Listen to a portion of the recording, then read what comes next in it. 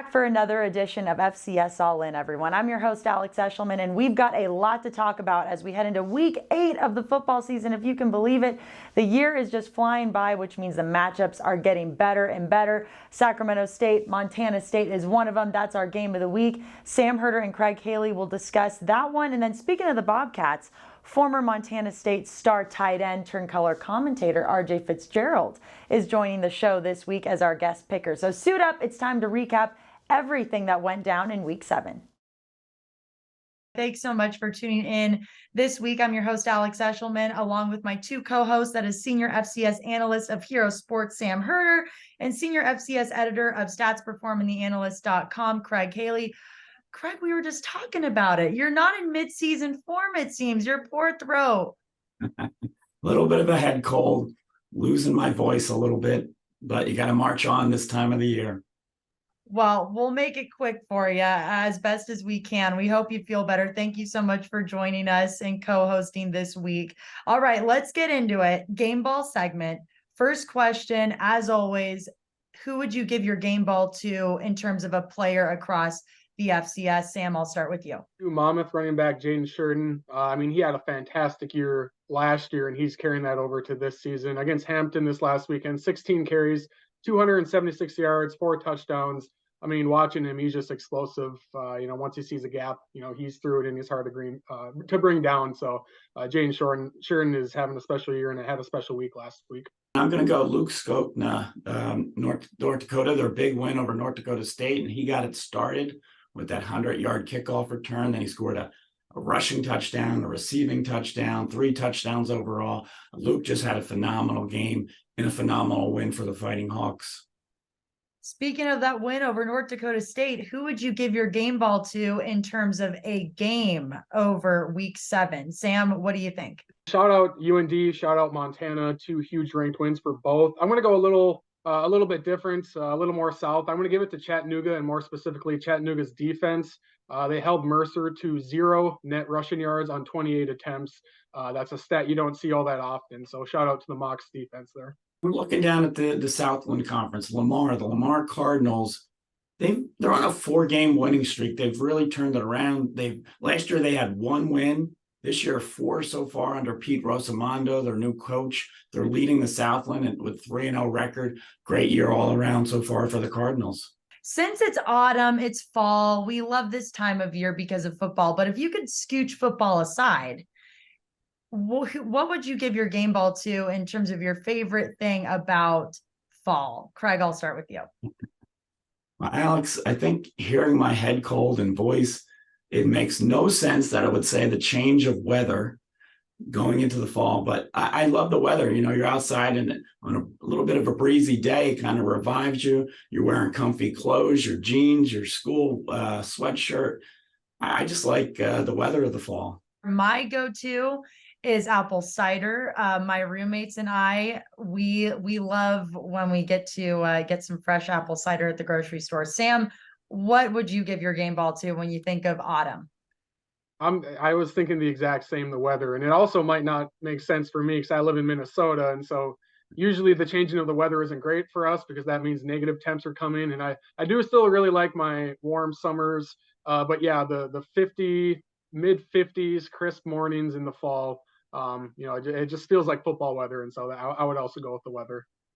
You can't beat how beautiful it is in Minnesota, too, during this time of year. All right, guys, thanks so much. Our next segment is our game of the week, a top 3 FCS matchup between Sacramento State and Montana State. Stick with us.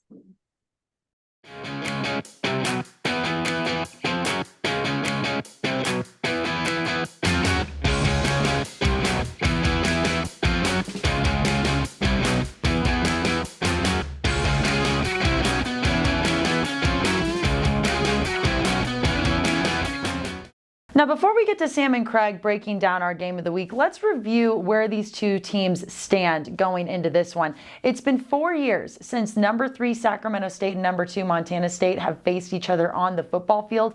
And since then, these two teams have risen to the top of the FCS. The Hornets have won the last 2 Big Sky titles, sharing the 2022 championship with the Bobcats. While MSU wasn't conference champs in 2021, They did advance to the national championship that year, and both coaches say that their opponent only continues to climb the ladder this season. They have that belief. That's apparent. They're not gonna beat themselves. Their transition to Coach Thompson taking over has gone very smoothly. A lot of that staff remained, and it shows up. Their offense is playing at an unbelievable level, running the ball, but their defense, only 16 points a game is really impressive. So I think they're a complete team. A complete team that shows up in the Big Sky standings as the Cats rank first in overall offense and defense, making it a handful of guys that Coach Thompson and company are watching out for this Saturday. Chambers has done really well since Malott went out, and they really haven't skipped a beat at all. And so now they're both back, and I'm sure they'll be out there on the field both together. So that's a pretty unique dynamic when you have two quarterbacks on the field. As a defensive coordinator, trying to prepare for that.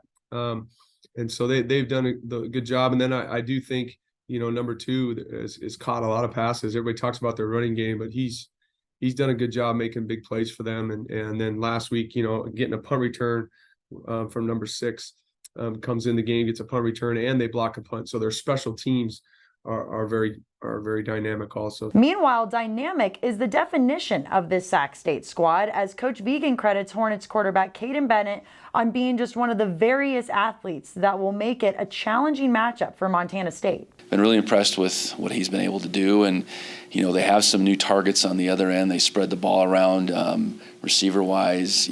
All three of those starters have double-digit catches, double-digit just production. You can see that. They have as dynamic a tight end individually as anybody does in our league. He's been out a little bit, but he's back now in Martin.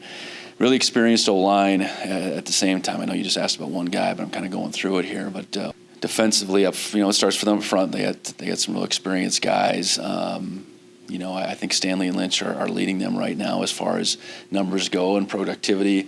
Bailey, you mentioned him.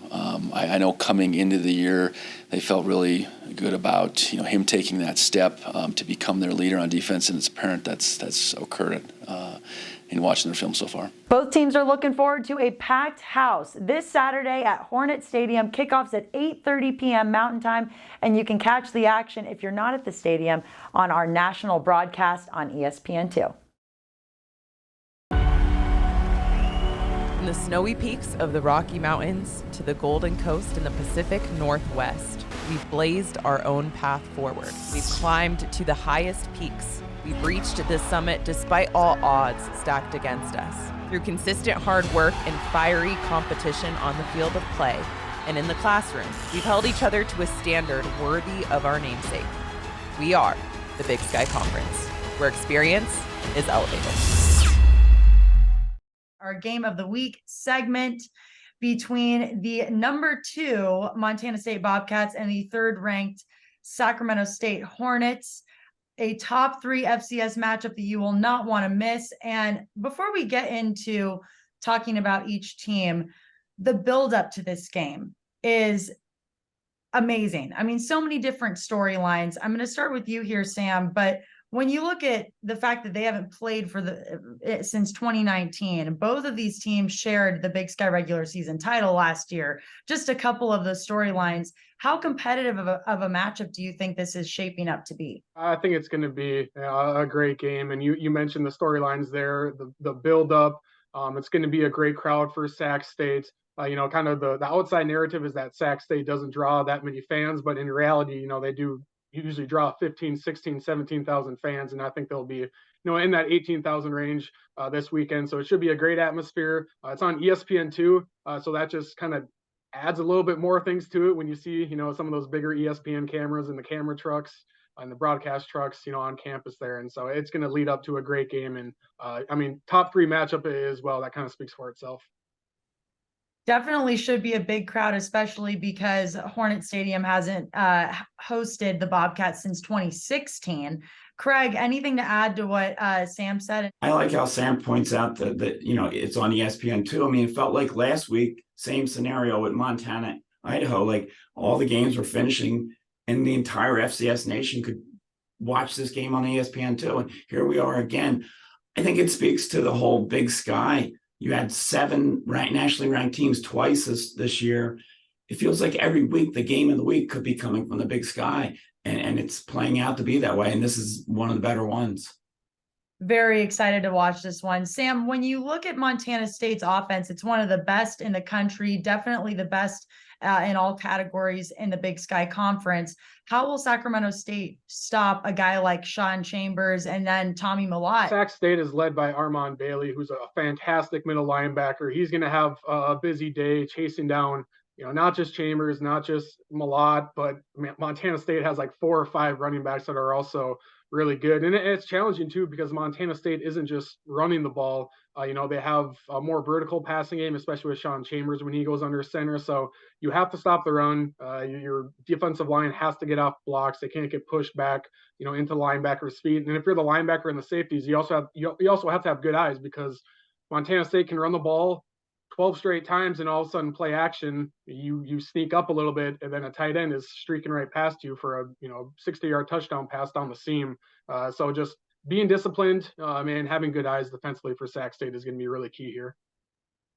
Craig, in terms of Sac State, a lot of good weapons on both sides of the ball. I mean, you've got Deshaun Lynch, second in sacks in the Big Sky. You've got a guy like Marcus Fulcher, one of the top running backs in the league.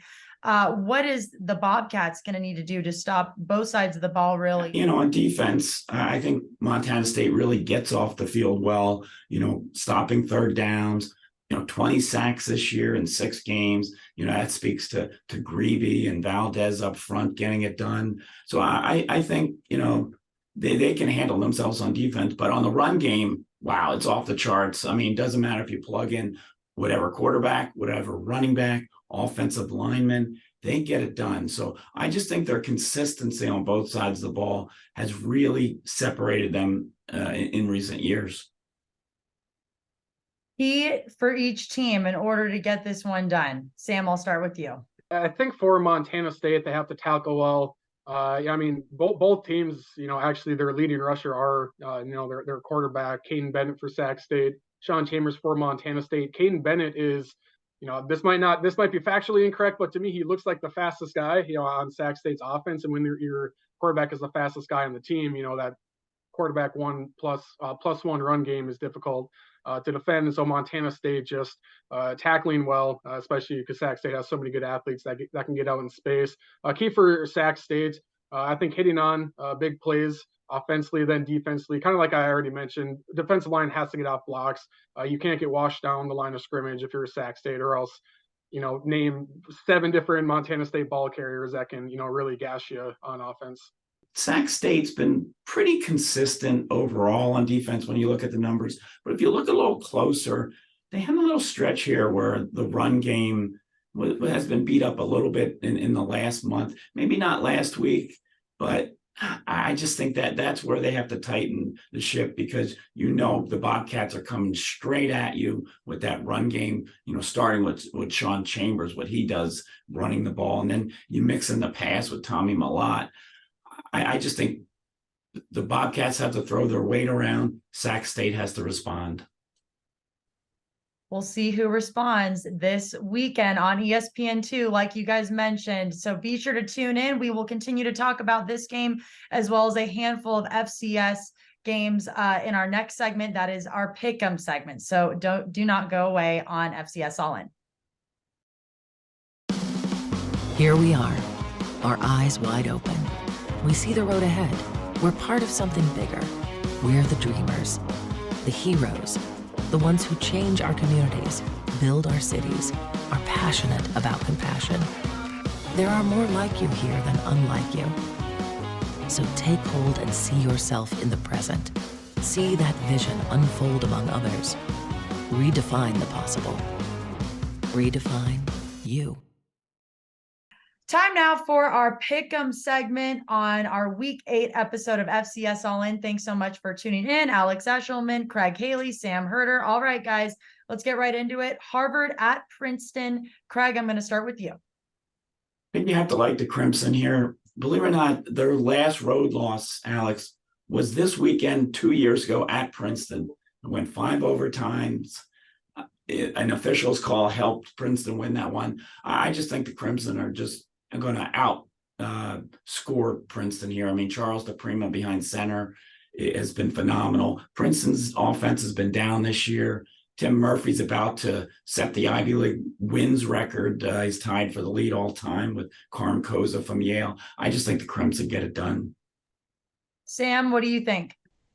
I like Harvard as well to get a road win. I mean, they still have yet to lose a game this season. They're slowly climbing up the rankings. Charles DePrima, like Craig mentioned, fantastic quarterback for Harvard, dual threat guy. And then, defensively, I really like Harvard's defensive line. Thor Griffith is a really good defensive tackle, big, strong guy that, he's as disruptive as you can be to an offense from that interior defensive line position. So I'll take Harvard. Craig, next up, we've got Lafayette at Holy Cross. Who do you think gets the win here? I tell you what, who would have guessed after 6 games, Lafayette would have more wins than Holy Cross going into this year? Nobody would have guessed that. You got to give the credit to the Leopards. They did play Holy Cross tight last year. They led until the final 4 minutes. I think it's a big ask for them to go to Holy Cross and win. I just think, Jordan Fuller, Matthew Sluka, all those receivers, they get it done for Holy Cross this week. Sam, what do you think?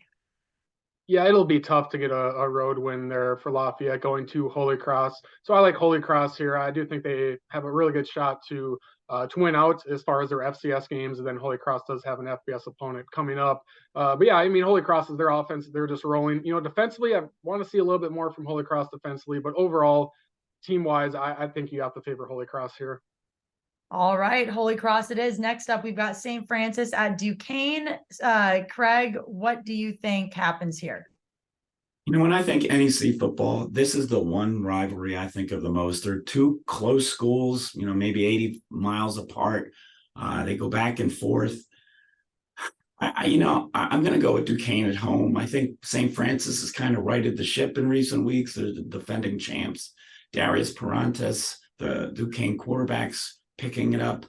I just think Duquesne's been a little better this year, so I'll go the Dukes. A huge game here, especially for the auto bid scenarios. But I like Cole Doyle, the quarterback for St. Francis. He's a veteran now. Duquesne defensively, they gave up a lot of points, close to 40 points per game. So I think St. Francis is starting to get things rolling, and I think they get a road win. All right, moving on. Furman at Western Carolina. Craig, who gets the dub? I like the punters the most in this game because I want to punt on this game. I don't know either way. I would change every 5 minutes. I'm going to take the home team again, Western Carolina, getting it done in a high-scoring game. My gut kind of says Western Carolina, but my head is telling me to go with Furman. Desmond Reed is one of the best running backs for Western Carolina. But I just really like Furman. I think they're the more veteran squad. I think they're kind of used to, this stage where you're playing a ranked opponent. This stage is kind of new to Western Carolina. They came out of nowhere this year. So I just think, Furman's veteranship, their maturity. I think they're more built better. They're better built on the offensive and defensive lines, and I think that could carry them to a road win. All right, South Dakota State at Southern Illinois. Craig, what do you think? I like the Jackrabbits because of their firepower. I think, Southern Illinois is a little bit different team this year. They're not as high scoring, but they don't give up as many points. It's a little bit different from what we've seen in recent years. Mark Gronowski is playing lights out. If you go back to last year's playoffs, from the start of last year's playoffs, 10 games, he has 23 touchdown passes and 1 interception. He gets it done here. Jackrabbits, we've been talking about it the last few weeks. It's hard to pick against these guys. Do you also go with them? Yeah, it's going to be hard. I think I've said it on the show before. It's going to be hard to pick against South Dakota State this season. We thought the last few weeks maybe they would get tested, but they've really handled their opponents. Now, South Dakota State has 4 straight ranked opponents, starting with a road game at Southern Illinois, who's number 12. But again, South Dakota State is just so loaded offensively and defensively to lose this one, in my opinion. Jackrabbits it is. How about UND at Northern Iowa, Craig? Fun matchup. The Fighting Hawks on the road here, they have to kind of avoid that emotional letdown after beating North Dakota State so badly. UNI's thing is they have to protect Theo Day. They have not protected him in the losses. They've done pretty well and avoided turnovers in the wins. It's a big game. I mean, both these teams really need this when you look at the big picture, who's coming out of the Missouri Valley for the playoffs. I'm going to go North Dakota in this one. UND as well, but this is one of the more intriguing games because this, potentially could be a physical and emotional hangover for UND. They have so much momentum. The players, coaches, fans, after beating their rival North Dakota State for the first time in 20 years, but you can kind of slip on that momentum if you go on the road and lose this one. But they just come off as a really mature football team, so I'm not too concerned with some type of emotional hangover. So I'll go with UND getting a road win. Here we go. Our game of the week, Montana State at Sacramento State. First time since 2016 that the Cats go to face the Hornets in Sacramento. Craig, who do you think gets the win here? Alex, most of the time, the team that needs it more really comes out strong in the FCS. And I think Sac State needs it more here, being at home with the one conference loss to Idaho. At the same time, as Sam mentioned, South Dakota State, it's hard to pick against them. I feel that way about the Bobcats, except for maybe when they're playing South Dakota State. They just steamroll you. The nation's best rushing attack. They're leading, I believe, in points per game. I think you have to like Montana State, even though Sac State needs it a little more. Like Montana State as well. I mean, the Bobcats are going to have to win a lot of tough road games. They have some ranked opponents coming up the following week, going to Idaho, still have to go to Montana. So if Montana State's ultimate goal is to win a national title, and to do that, getting a good playoff seed, a number 2 playoff seed, potentially home field advantage, you suffer one more loss, and that home field advantage is probably out the window. And so I think Montana State probably realizes that, how big this game is, especially with the remaining games coming up. So I think just the offensive and defensive lines for Montana State is where this game is going to be won, and the Bobcats just keep on winning and they get a win at Sac State. All right, Brent Vegan and the Bobcats it is. Let's see if first-year head coach for the Hornets, Andy Thompson, can prove those two Pickems wrong. You guys, thank you so much for your time as always, and we'll be right back with more here on FCS All-In. Stay with us.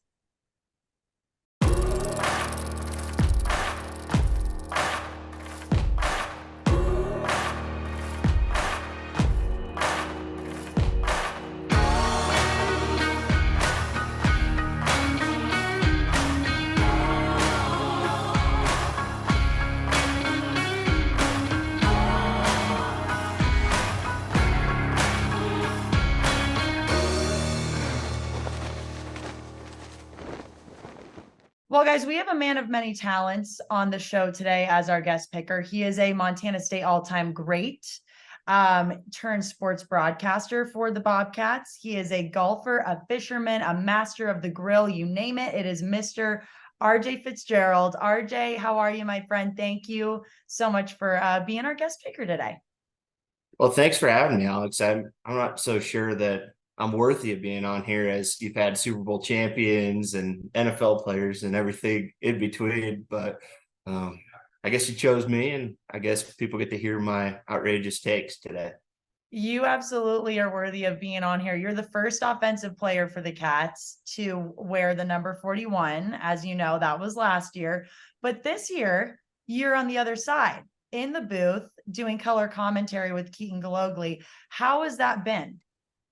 It's been wonderful. I mean, it keeps me involved with the program. Keaton's a wonderful dude. He does a phenomenal job with everything he does. So, but it's been fun. It's been a whirlwind of a fall so far, and very excited for how the Cats have been playing, and big time game this week.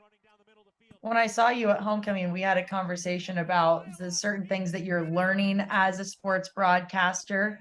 What are some of those things that you've maybe found interesting or challenging? And have you had a call that you're most proud of yet? I don't know if I've had a call that I'm most proud of. I don't know. It's kind of weird seeing those videos that Montana State puts out, and sometimes your audio gets on the back end of them, and you kind of wonder if you actually called the right thing, because I'm on the radio, so usually people can't see what I'm seeing. So that's a little bit of an advantage. But when they post a highlight with it, I always have to go back and think whether I said the right thing or not, and wondering if I made the right call of who blocked who. But no, it's been good learning a lot of things from Dan and Keaton, and they've just been awesome so far. Tell Bobcat fans, first of all, what your main gig is now. How's adulting? and then we'll talk a little bit about your other side hustle, RJ's Meats. Main gig right now is I'm doing commercial insurance in Bozeman, right by the stadium. Company called First West Insurance, and it's been great. It's actually right across the street from the stadium, so I make the same commute I've made for the last 6 years every single morning, and so it's been pretty fun getting to meet a lot of people in the state, and it's actually been a different challenge and one that I've welcomed. All viewers buy insurance from this guy. He's the best of the best. And then your other side hustle, besides broadcast and insurance, is RJ's Meats. Tell everybody what RJ's Meats is, and we're bringing this back to life here. Well, yeah, we need to bring it back to life. It kind of died a few summers ago. It was a lot of work. I made some t-shirts up. It actually started after a Super Bowl, and my current roommate, Coy Steele, he stole some beef from my house. We may or may not have had a house party, and he stole some food out of my freezer, and him and Troy Anderson actually, and they kind of made a fake Instagram page about who stole the meats, and so I kind of made a rebuttal and started a little meat page, and kind of made some joke t-shirts and sold a few, and kind of been wearing them around. But it was fun. I still use the Traeger pretty much every night. That's about all I eat, is either steak or beef or chicken or some sort of meat. I'm not a big vegetable guy, although I need to step up my game there. But maybe we'll have to bring it back come next summer and get some more time. We're bringing it back. Everybody follow RJ's Meats as well. It's a fantastic Instagram page. All right, last question before we get to the Pickem segment. And we'll talk a little bit more about this game here as we go down the line, but you're traveling to Sacramento this weekend to help call this big game against Montana State. First time since 2019, as you know, that these two programs are facing each other. You guys shared the Big Sky regular season title last season. What's the atmosphere been like in Bozeman at practice? Your brother's on the team, Jace, so you know firsthand how big of a matchup this is going to be. What's the energy been like?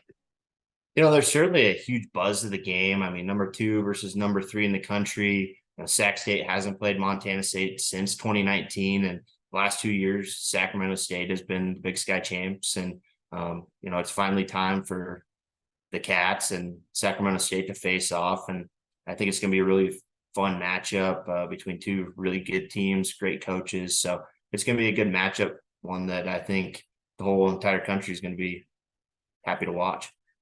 Definitely, not to mention it's on ESPN too, so everybody should definitely be tuning in. All right, let's get to the Pick'em segment. We'll start with our first game, Harvard at Princeton. RJ, who you got? I think Princeton is going to get lit up.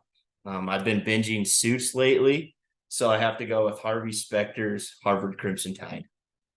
Let's go. You're right in line with our analysts, Sam Herder and Craig Haley there. They also picked the Crimson. All right, moving on. Lafayette at Holy Cross.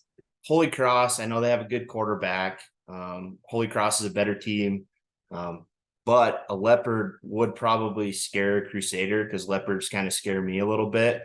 But, I think the Crusaders are going to win the football game. I told you anything goes in the Pick'em segment because for me, I typically go off of the favorite colors, of course, and the mascots. I love the Leopards. So I would probably go with the Leopards, obviously, just because I like the mascot. Okay. St. Francis at Duquesne. The Dukes, Duke Blue Devils, and the Dukes, they're kind of hot in 2023. So I'm going to go Duquesne. Fair. Even though the Red Flash have a sweet name. That's kind of sweet. It is a sweet name. It is a sweet name. Mm-hmm. Okay. Next up, Furman at Western Carolina, both 5-1, top 10 FCS matchup. Who do you think has it? Furman, I think they're kind of overrated. So I'm going to go with Western Carolina big time. They've got an electric offense. So I'm going to Western Carolina in a big win. Wow, hot take. Furman overrated. Hot take. Okay. Reigning FCS champions, as you know, at South Dakota State at Southern Illinois. Who do you think? South Dakota State is not overrated. They're a really good football team. They have 3 really tough matchups in a row. They go to Southern Illinois, they go to South Dakota, and then they get North Dakota State at home. So they're going to have 3 really challenging games in a row, similar to kind of the Cats schedule. So we might see a shakeup, but not this week. I think South Dakota State wins and keeps rolling. You know it best. It's hard to pick against South Dakota State in a lot of these games. Okay, UND at Northern Iowa. Coming off a big win, North Dakota's, they're confident. They got to go to a tough place to play in Northern Iowa, but I think North Dakota is just a pretty good team this year, and they're going to be a team to contend in the Missouri Valley. Especially after beating North Dakota State last week. The Fighting Hawks are on a roll. Okay, last but not least, game of the week, Montana State going to Sacramento State. First time that the Bobcats have played in Sacramento since 2016. What do you think? Well, there's a lot of points scored back in 2016, and I think it's going to be no different. I think the Cats are going to score a lot of points offensively. I know Sac State, they got some good weapons. They return a lot on the offensive line. They have so-called the number 1 tight end in the country, but hot take, I think the tight ends for Montana State, Derek Snell and Trey Pickering, they have a big game. They get after it. They show why the tight end room at Montana State's the best tight end room in the entire country. Catch roll, ESPN2.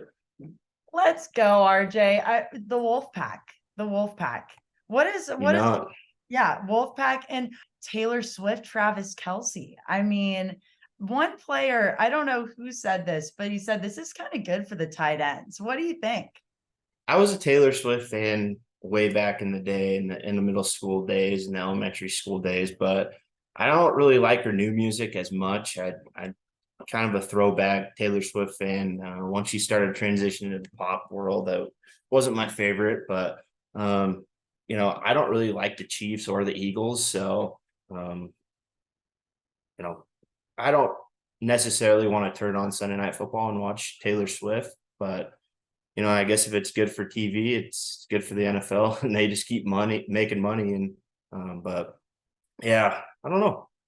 It's interesting to say the least. Fair enough. You're not the only person who feels like they don't want to watch Taylor Swift on Sunday Night Football. Okay. And I do like her old music as well. Our song, Teardrops on My Guitar. I mean, you can't beat the oldies. You can't. It's classic. Really is. But, shake it off. It does have some play. Oh my gosh. RJ, thank you so much. I appreciate the time. And we'll be right back with more on FCS All-In. Stick with us.